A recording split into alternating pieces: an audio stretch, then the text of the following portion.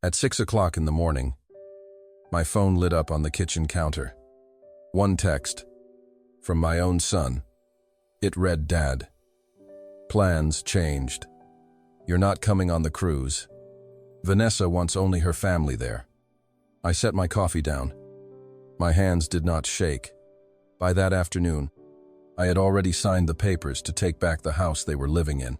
By the following Tuesday, everything they owned was sitting in a dumpster on the curb, with a sign on top that said, "Free to take." Before I tell you exactly how a 70-year-old widower dismantled his own son's entire life in under a week, let me know in the comments where you're watching from tonight. And if you've ever had to teach a spoiled, ungrateful family member a lesson they'd never forget, hit that like button right now. My name is Walter Grayson. For 40 years, I built skyscrapers across Seattle with these two hands. I buried my wife 3 years ago, and on the morning my son tried to erase me from a $50,000 cruise I paid for in her memory. He had no idea what he was about to wake up. He thought he was dealing with a broken old man. He was wrong. This is the story of how one quiet text message started a war he could never win. The kitchen was quiet before 6. It was always quiet before 6. I had gotten used to that particular kind of silence over the past 3 years, not the peaceful kind, but the kind that sits in a room like an extra chair nobody wants to move. I still made 2 cups of coffee some mornings, out of a bid. Before I caught myself and poured the second one down the drain, Eleanor used to tease me about that habit. She'd say, "Walter, you built half the skyline in this city, and you still can't remember you're only cooking for one person." She had a way of saying things like that soft enough that it never stung, just enough to make me smile into my coffee cup. She'd been gone 3 years now. Pancreatic cancer. Fast. In the end, though it never feels fast when you're the one sitting in the hospital chair at 4 in the morning, holding a hand that's getting colder by the hour. I was 70 years old. I'd spent 40 of those years running a construction company here in Seattle, pouring foundations, raising steel, standing on job sites in the rain until my back gave out and my hands turned to leather. I built that company from nothing but a pickup truck and a stubborn refusal to fail. And I built it, if I'm honest, mostly for one reason: for my son. Nathan was 34 now, married, living in a house in Bellevue that I'd bought him with cash, free and clear, so he'd never have to carry the kind of debt I carried in my 20s. I wanted to give him a running start. I wanted him to have it easier than I did. That particular Tuesday morning, the sky outside my kitchen window had that heavy gray look Seattle wears for most of the year, like a wet wool blanket somebody forgot to take down. I was sitting at the table, coffee in hand, looking at the empty chair across from me. I did that most mornings. I don't know why. Habits outlive the people who make them. I was thinking about Alaska. Eleanor had wanted to go for years. She used to keep a photograph clipped from a travel magazine, glaciers, blue water, a cruise ship the size of a small city tucked inside a kitchen drawer, like a little secret hope she carried around. We never made the trip. There was always another project, another deadline, another reason it could wait 1 more year. After she passed, I promised myself I'd finally take that trip. Not alone. With Nathan.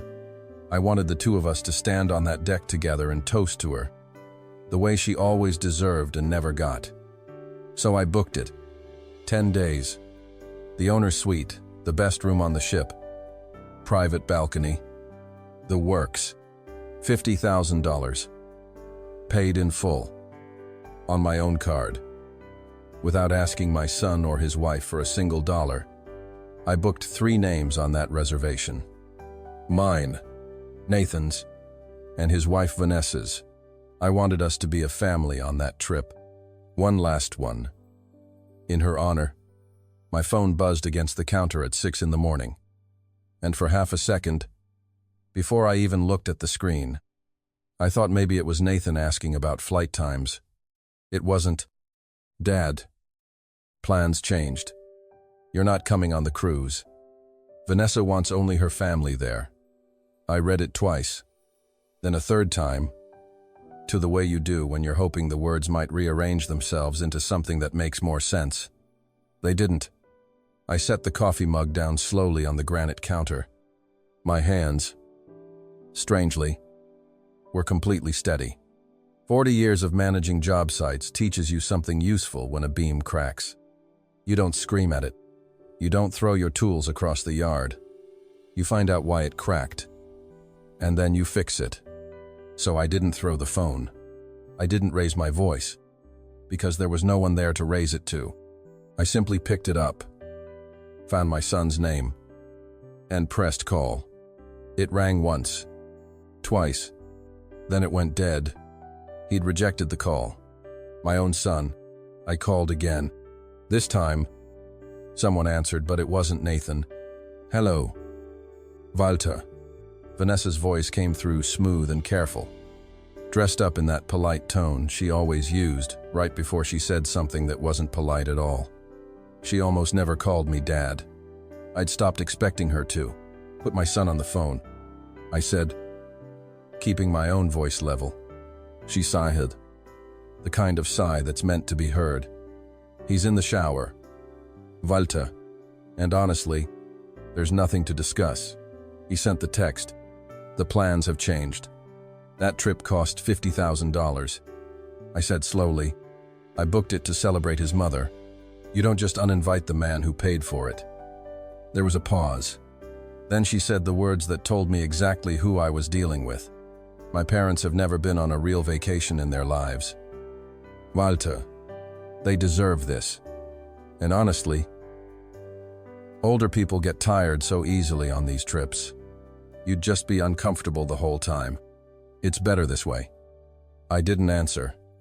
I let the silence sit there.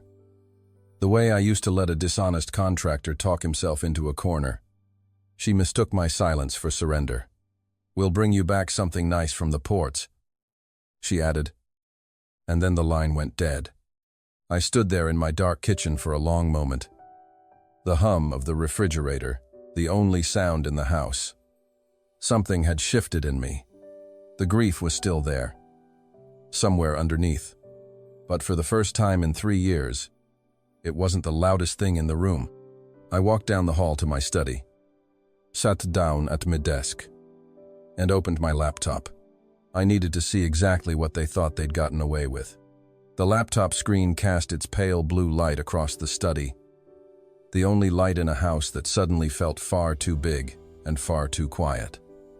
I typed in my email password, found the original booking confirmation from the cruise line, and stared at it for a moment before opening the passenger portal itself.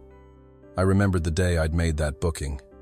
I'd been sitting in this exact chair, looking at a photograph of Eleanor on my desk, the one from our trip to the coast. Years ago, her hair blowing sideways, laughing at something I'd said just before the camera clicked. I remembered feeling, for the first time in a long while, like I was doing something right, something that mattered. I copied the reservation number, pasted it into the login field, and hit enter. The page loaded slowly, a small blue wheel spinning in the center of the screen, the kind of pause that feels much longer than it actually is when you already suspect what you're about to find. The passenger manifest came up. I scrolled down, expecting to see my name first, the way it always had been. Primary guest, lead passenger, Walter Grayson. It wasn't there, not moved to a smaller cabin, not listed as a secondary guest. Gone, completely removed, as if I had never been part of the booking at all. In the space where my name should have been the master bedroom of the suite I had paid $50,000 for, was a name I didn't recognize at first. Richard Sterling. Below it, Margaret Sterling. It took me only a second to place them. Vanessa's parents.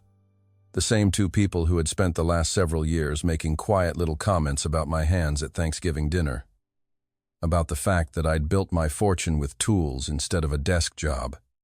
The same two people who had never once, in all those years, offered to pay for so much as a round of coffee. I kept scrolling. There were 2 more names attached to the reservation.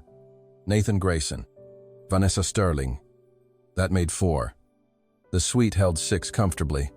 The final name on the passenger list was Tyler Sterling, Vanessa's younger brother, a grown man in his 30s who had dropped out of 2 different colleges, lost 3 jobs.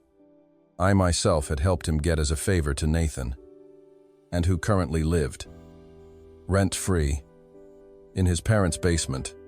This was the man who would be sleeping in the room I had booked to honor my wife. My chest tightened, but I made myself keep reading. There were more details buried in the account: the drink packages, the dining reservations, the onboard spending limits, all of it still linked to my credit card. My name might have been erased from the passenger list, but my money was still very much expected to show up. I sat back in my chair and let it settle over me. Not the vacation. Not even the money. The fact that someone had actually logged into my private account, found my name, and deliberately deleted it. Someone had sat at a keyboard, somewhere, and made the decision to erase me from my own gift. That wasn't an argument that had gotten out of hand. That was planned. I thought about Nathan standing somewhere in that house, letting it happen, not fighting it, not even calling to tell me himself. He'd let his wife do the talking, and he'd let a text message do the rest. Eleanor used to say that raising a son was mostly about teaching him to stand up straight when it counted.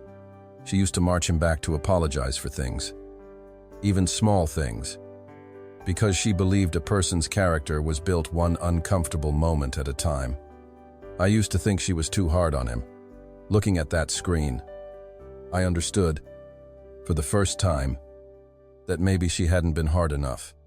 Or maybe it wasn't her fault at all. Maybe some men just find the softest, most convenient place to stand, and stay there for the rest of their lives. My phone buzzed on the desk beside me. Nathan's name lit up the screen. I let it ring twice before I answered, mostly because I needed the extra few seconds to decide how I wanted to sound. Dad. His voice was thin, nervous, already halfway to an apology before he'd said anything real. Listen, I'm sorry about how that came out. Vanessa didn't mean to sound harsh. We're dealing with something complicated right now. I stayed quiet, the way I used to with suppliers who thought silence meant they were winning. Vanessa's been struggling, he continued. Her therapist said she needs a stress-free environment, just her immediate family around her. Her parents know how to handle her. And we just thought it'd be easier if it was just them this time. I let him talk.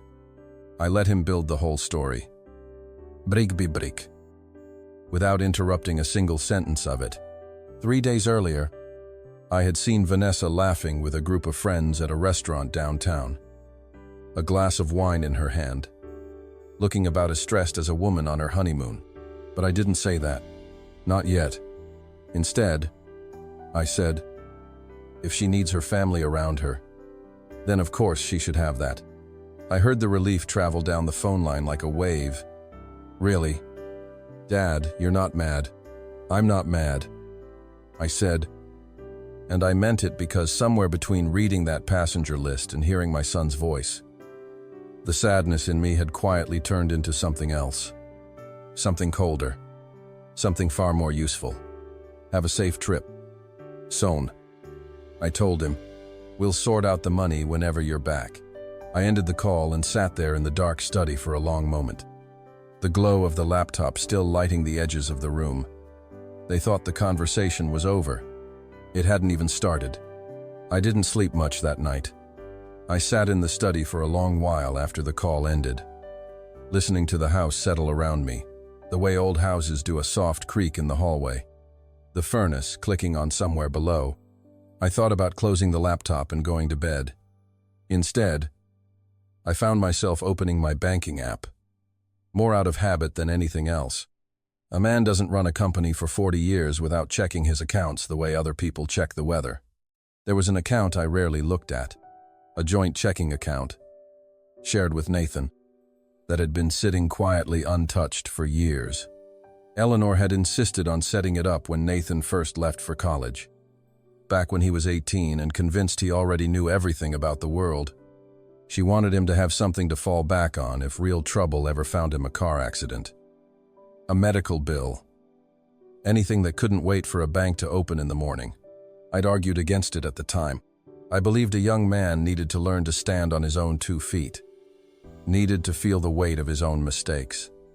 But Eleanor had looked at me with that particular look she reserved for arguments she had already won, and told me that a mother's job was to build a safety net, not test whether her son could fly without one.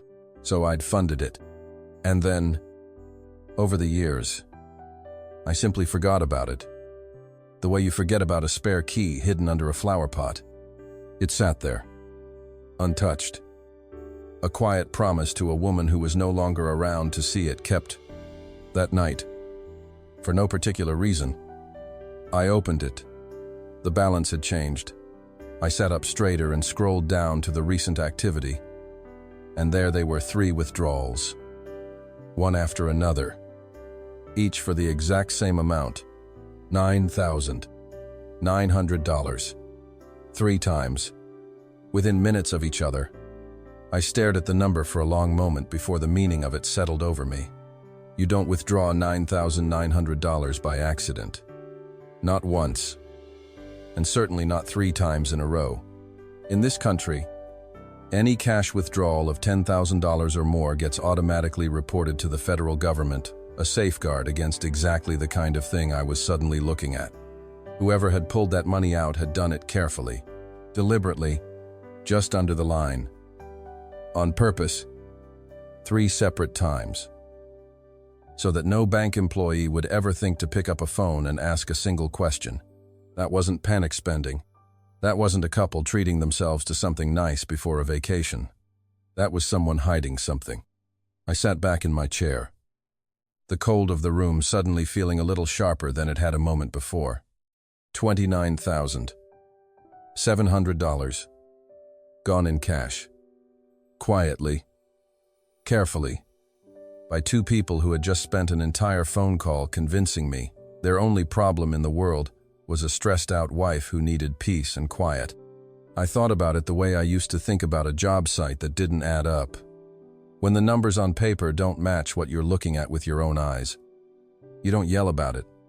You go and look closer. I closed the laptop and sat there a while in the dark, turning it over in my mind. A young married couple, living in a house I had bought for them outright, with no mortgage, no rent, no real financial pressure that I could see. Why would 2 people like that need $30,000 in raw cash? Taken out so carefully that no one would ever notice. You don't need cash like that to pay a utility bill. You don't need it to book a vacation. Not when every single thing on that ship gets billed straight to a card. Cash like that, moved like that, gets used for exactly one kind of thing. Something somebody doesn't want showing up on a bank statement. Something somebody doesn't want anyone asking questions about. I didn't have an answer yet, but I had a feeling. The same feeling I used to get walking a job site before a wall came down. A kind of quiet, settling certainty that something underneath the surface was already cracked. Long before it showed on the outside. I thought about calling Nathan right then and asking him straight out. But I already knew how that conversation would go. He'd stammer through some explanation Vanessa had already prepared for exactly this moment. The same way he'd stammered through the excuse about her needing peace and quiet. I wouldn't get the truth over the phone. Not from him. Not anymore. If I wanted to understand what was actually happening in that house, I was going to have to see it for myself. I sat there a long moment, looking at the dark window, at my own tired reflection, staring back at me. 70 years old, alone in a quiet house, staring at a bank statement that didn't make any sense. Eleanor would have known what to do. She always saw through people faster than I did. She used to tell me that I judged men by their work, and she judged them by the way they treated the people who couldn't do anything for them. She would have seen this coming a long time before I did. I picked up my truck keys off the desk. I wasn't going to call my son again. I was going to go see him. Quietly, without warning. Because whatever was happening in that house, whatever, $30,000 in careful, hidden cash was paying for, I intended to find out with my own eyes. Before I ever said another word to either of them, the drive to Bellevue took the better part of half an hour. Across the floating bridge, through streets that got wider and greener, the closer I got to Nathan's neighborhood, I didn't pull into the driveway. Something in me, the same instinct that used to tell me a contractor was lying before he'd finished his sentence, told me to park 2 blocks down and walk the rest of the way. I told myself I only wanted to see the house, see if anything looked out of place. I didn't have a plan beyond that. The house looked exactly as it always did. Clean lines, big windows, the kind of modern architecture Vanessa had chosen down to the last doorknob. I'd bought it for them years earlier. Free and clear. No mortgage. Because I'd wanted Nathan to start his life without the kind of financial weight I'd carried at his age. I still held the deed in a trust. I controlled a detail Nathan and Vanessa had once complained about as unnecessary paperwork. Never quite understanding what it actually meant, I let myself in through the side door off the garage. Using the spare key I kept for exactly this kind of situation. A burst pipe. A broken furnace. Nothing like this. I told myself I was just going to check on things quietly and leave before anyone noticed.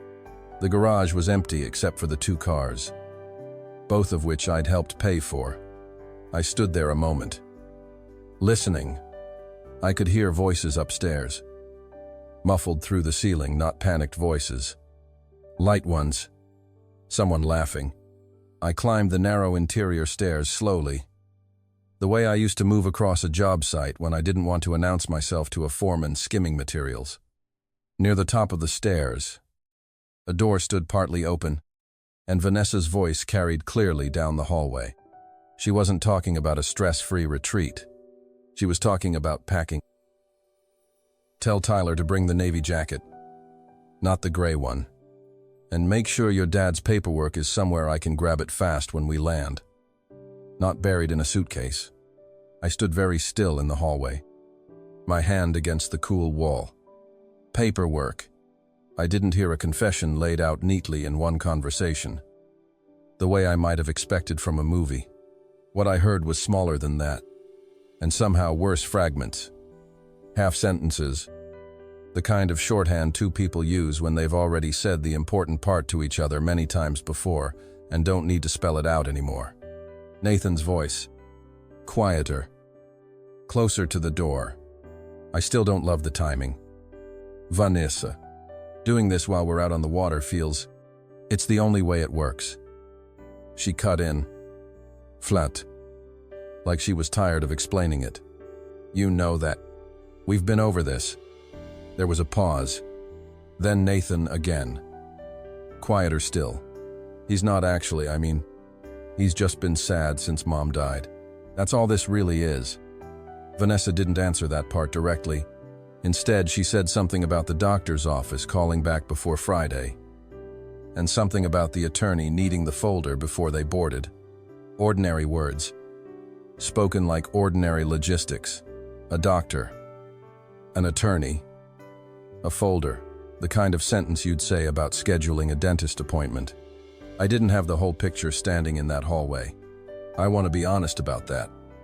I didn't hear a full confession. No dramatic monologue laying out a master plan. What I heard were pieces of folder. A doctor, an attorney, a timeline tied to the cruise, and a son who sounded au versus Elaine. For just one brief moment, like he wasn't entirely comfortable with whatever it was. But I'd spent 40 years reading half-finished blueprints and filling in the parts nobody wanted to say out loud. I know what it sounds like when 2 people are talking around something instead of about it.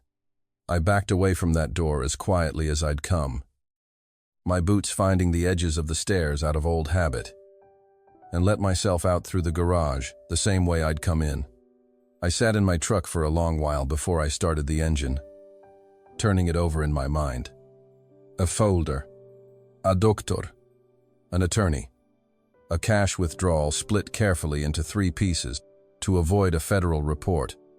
A wife who needed peace and quiet, but had been laughing over wine 3 nights earlier. A husband who called his own father sad instead of anything worse. Like he was trying to convince himself of something, none of it, on its own, proved much.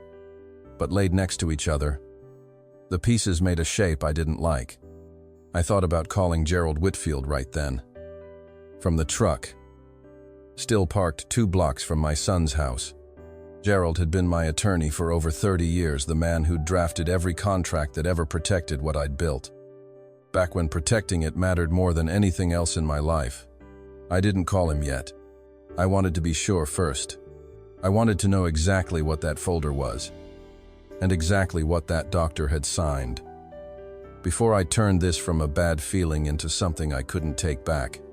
But I already knew, sitting there in the quiet cab of my truck, that whatever peace I'd made with my son's phone call the night before was gone. A father can forgive being uninvited from a vacation. It stings, but it heals. What I just heard wasn't that.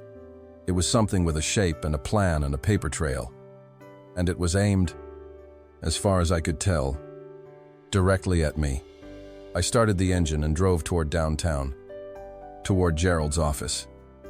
Because if I was right about what I'd just heard, I was going to need someone who understood exactly how to fight a war that hadn't announced itself yet. Gerald Whitfield's office sat on the 42nd floor of a glass tower downtown, the kind of place where the silence itself seemed expensive. I'd known Gerald more than 30 years, long enough that his receptionist didn't bother asking if I had an appointment. She took one look at my face and picked up the phone. Gerald met me at his office door himself. He was 68 now, still sharp as a blade under those tailored suits. The same man who'd fought off every supplier and every lawsuit that ever came near my company. He didn't offer me coffee.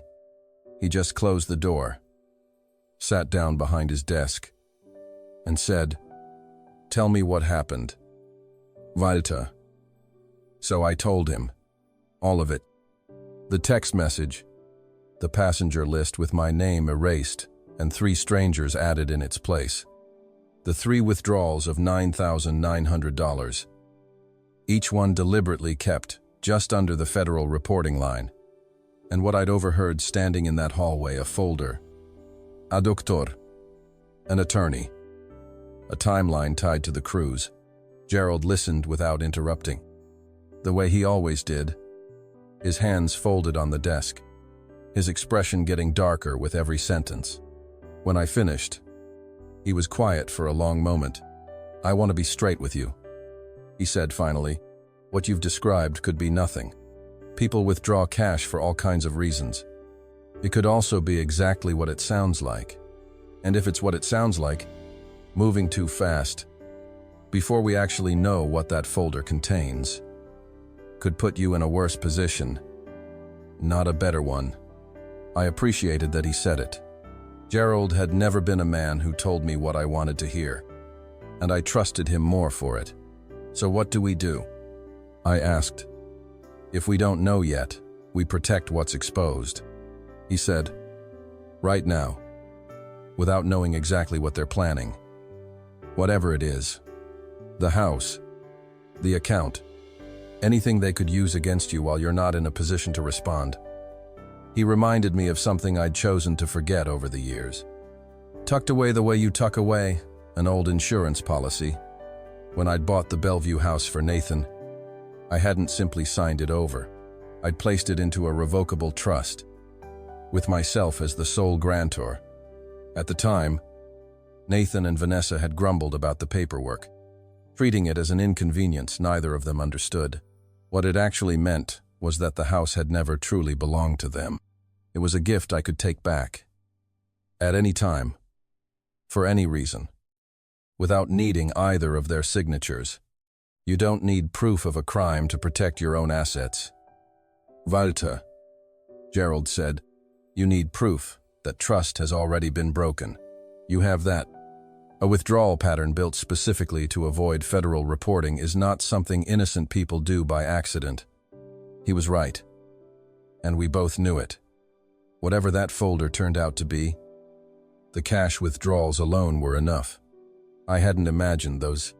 Gerald pulled out the paperwork to formally revoke the trust, walking me through each clause slowly, making sure I understood exactly what I was signing before I signed it. For a moment, my pen hovered over the page, and some old, stubborn part of me thought of Nathan as a boy, sitting on my shoulders at a job site, looking up at a building that didn't exist yet. That boy was long gone.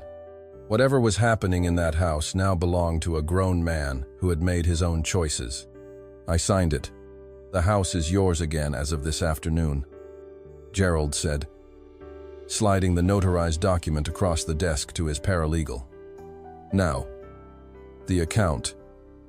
I took out my phone and opened the banking app myself, right there in his office, so he could witness it. The joint account, still sitting quiet and untouched, despite the recent withdrawals, held a little over $400,000 money. Eleanor and I had built slowly, over decades, meant as a safety net for a real emergency. Not whatever this had become. I transferred all of it into a private account, one that had never carried Nathan's name. "That's the lifeline gone," Gerald said quietly, watching the balance settle at zero. Whatever they were planning to fund with that money, they can't fund it anymore. Not from that account. He leaned back in his chair. There's still the cruise itself. If something is coming while they're out at sea, unreachable, we should assume that's deliberate too. You may want to think about whether you still want your name financially tied to that trip at all. I thought about the $50,000 I'd already paid, the trip I'd booked to honor Eleanor, now carrying 3 strangers in place of the son I'd meant to share it with. I thought about how easily they'd assumed I would simply absorb the loss and stay quiet. "Take my card off the account," I said. "All of it. If they want anything on that ship, they can pay for it themselves." Gerald made a note, then looked up at me, his expression softening slightly, the way it did when he was speaking to me as a friend rather than a client. "You understand this isn't undoable once it's set in motion." "I understand," I said, "but I'd rather find out I overreacted to a bad withdrawal pattern than find out too late that I was right and did nothing." He nodded slowly, and for the first time since I'd walked into his office, something like grim respect crossed his face. "Then let's get to work." I left his office a different man than the one who'd walked in. Not angry anymore, just clear. Whatever Nathan and Vanessa were planning, whatever that folder contained, they were about to find out that the man they thought they'd quietly handled was still very much paying attention. The ship sailed on schedule, right on time, the way I knew it would. I watched it happen from a distance, not at the terminal itself, but through the updates Gerald and I pieced together over the following days. And later, through the messages that found their way to me despite everything. I didn't feel triumphant watching it leave. If anything, I felt strangely hollow. The way you do after a decision is made, and there's nothing left to do but wait and see if it was the right one. Once a ship like that sails, everything on board runs through a single digital key tied to a credit account. Meals, drinks, the internet, anything beyond the basic dining hall, all of it builds straight to whatever card is on file. I'd had mine removed before they ever boarded. Whatever Nathan and Vanessa believed was still backing that trip. It wasn't there anymore. It took less than a day for the first sign of trouble to reach me. Nathan called from the ship's satellite line, the connection thin and cutting in and out, his voice tight in a way I hadn't heard from him in years. He said there'd been some kind of mistake at the bar. Vanessa's card had been declined. In front of her parents, in front of other passengers. He asked if I could call the bank and sort it out, still assuming, even then, that this was a glitch rather than a decision. I didn't call the bank. I didn't call him back either. Not right away. I let it sit. A second message came later that day, this one shorter. his voice lower, less certain than before. The debit card tied to the joint account had been declined too, and he didn't understand why, since as far as he knew there should have been plenty sitting in it.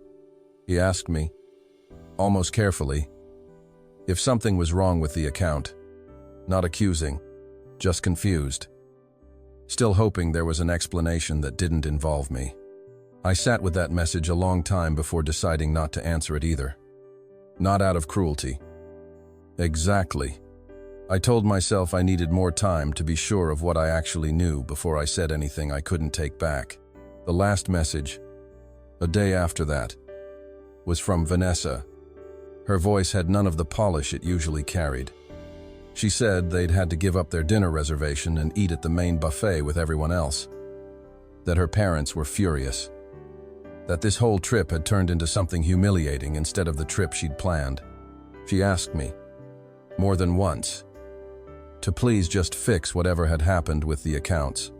I noticed she never once asked why. She only asked me to fix it. The way you ask someone to fix a fuse that's blown. Not the way you ask someone you've wronged for forgiveness. I didn't call back. Not yet.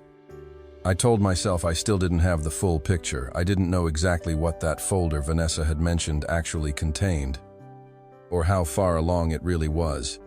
Gerald was working on finding that out through channels I didn't fully understand. Quietly, carefully, without tipping anyone off before we knew what we were dealing with. In the meantime, the house sat waiting. I drove out to Bellevue one more time that week. Not to go inside, just to see it from the street. A moving crew Gerald had arranged, working through a property company that specialized in exactly this kind of situation, had already begun the process of clearing out what legally no longer belonged to Nathan or Vanessa. I stood across the street for a while. Watching unfamiliar men carry out furniture, I recognized a sofa. Vanessa had spent an afternoon picking out with my credit card. A set of golf clubs. Nathan had once shown me proudly in the garage. I didn't feel the satisfaction I thought I might feel. I felt something closer to grief. Watching two lives get packed into boxes on a curb. Even lives that had tried to do something unforgivable to mine. I got back in my truck before the crew finished and drove home. I still didn't have proof of everything. I had a withdrawal pattern. A half-heard conversation. A house I'd taken back. And an account I'd emptied. What I didn't have yet was the folder itself, or what Gerald might find once he pulled on that thread. I told myself the next call, whenever it came, I would decide what kind of father I was going to be when this was finally over, whether there was still room for something like forgiveness, or whether that door had already closed the moment I heard the word doctor through a cracked bedroom door. I didn't know yet. I only knew the ship was somewhere out past cell coverage, and somewhere back in Bellevue. A folder was sitting in an attorney's office with my name on it, and I still hadn't decided what I was going to do about that. Gerald called me 2 days later. His voice was quiet in a way I'd never heard from him before. The folder was real. A petition. My name on it. A signed medical opinion. Paid for. From a doctor who had never once examined me. They hadn't been planning to talk me into anything. They'd been planning to have me declared incompetent while I couldn't say a word in my own defense. I didn't feel rage when Gerald told me. I felt something colder, and somehow sadder, the last piece of hope I'd been quietly holding on to, finally going out. When the ship finally docked, I let the phone ring 5 times before I answered. Nathan's voice came through, shaking, asking why nothing made sense anymore. No house. No money. No explanation. I know about the folder. Son, I said, I know about the doctor. I know exactly what you were planning to do to me while I was 3,000 miles away. Silence. A long one. Long enough to tell me everything I still needed to know. I'm not your enemy. Nathan, I said, quieter now. But I won't be anyone's victim either. Not even yours. I ended the call there, not with a threat, just the truth. finally spoken out loud. Here's what I've learned. After 70 years and one very long week, love doesn't mean letting someone take everything you built and call it kindness. Sometimes protecting yourself is the last lesson you have left to teach the people who forgot how to respect you. If this story meant something to you, tell me where you're watching from tonight. And if you've ever had to draw a line with someone you loved, even someone family, hit like, subscribe, and let me know down in the comments, what would you have done in my place?